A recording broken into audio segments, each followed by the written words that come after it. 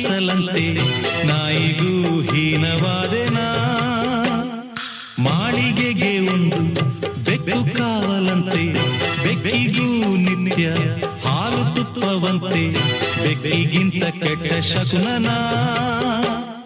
ತಿಂದೋರು ಎಲೆಯ ಬಿಸಾಡೋ ಹಾಗೆ ಕೆತ್ತೋಳು ನನ್ನ ಎಸೆದಾಯ್ತು.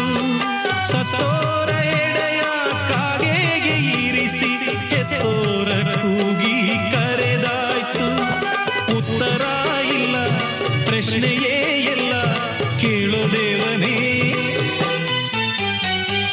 ಅನಾಥ ಮಗುವಾದೆ ನಾನು, ಅಪ್ಪನೂ ಅಮ್ಮನೂ ಇಲ್ಲ, ಅಣ್ಣನೂ ತಮ್ಮನೂ ಇಲ್ಲ.